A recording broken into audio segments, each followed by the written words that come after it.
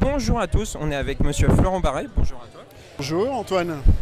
Alors, on est ici donc à la Guinguette, au Jardin du Mail. Alors, est-ce que tu peux nous rappeler le principe de la Guinguette? Le principe de la Guinguette, c'est un lieu de convivialité où les gens viennent en famille, entre potes, pour venir partager un bon moment. Et chacun amène son pique-nique, des grandes tablées sont installées. Et tout ça sous les tilleuls, avec des lampions, avec des fanions. Et l'idée, c'est vraiment voilà, de fêter joyeusement la fin des vacances, la rentrée. D'accord. Et comment est venue cette idée justement d'installer une guinguette ici au Jardin du Mail? C'est peut-être une envie, une idée à l'origine? Alors, au Jardin du Mail, parce que nous avons estimé que le Jardin du Mail était un lieu qui était moins exploité que la place Travaux, et également permettre aux Choletais de se réapproprier justement ces lieux que sont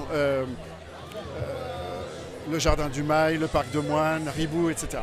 Donc on s'est mis en travail, en recherche d'une idée pour que lorsque le Covid nous le permettrait, eh bien, de réunir les Choletais, toutes les générations, de faire se rencontrer des jeunes, des moins jeunes, des Choletais, des pas Choletais, etc., etc.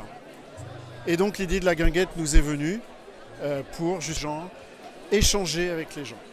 Et alors au bout de 3 guinguettes, puisque c'est la dernière guinguette de cet été, qu'est-ce qu'on peut en faire comme bilan? Le premier comptage avait eu lieu à la première guinguette entre 20h et 21h et nous avions compté 450 personnes. À la deuxième guinguette le 29 juillet, toujours entre 20h et 21h, nous avons compté 1300 personnes. Et cette fois-ci, le 26 août, toujours entre 20h et 21h, nous avons compté près de 2000 personnes qui sont aussi bien devant le groupe, assis aux tables ou dans les pelouses. Donc un succès, j'ai envie de dire, puisqu'il y a de plus en plus de monde au fur et à mesure des guinguettes. Et même on voit justement le groupe derrière Mano et Greg qui est en train de jouer. Avant il y a eu du jazz, il y avait eu plusieurs thèmes musicaux.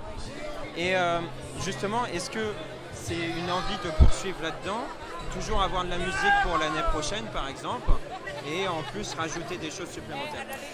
Oui, bien sûr, on peut toujours améliorer. Et, évidemment, à la rentrée, on va, avec Paul Dubois et Agathe Bernard, nous allons nous réunir pour faire le bilan, faire un débrief et essayer de réfléchir justement aux idées d'amélioration. Alors celles qui nous viennent tout de suite, c'est des food trucks qui sont demandés par les Choletais.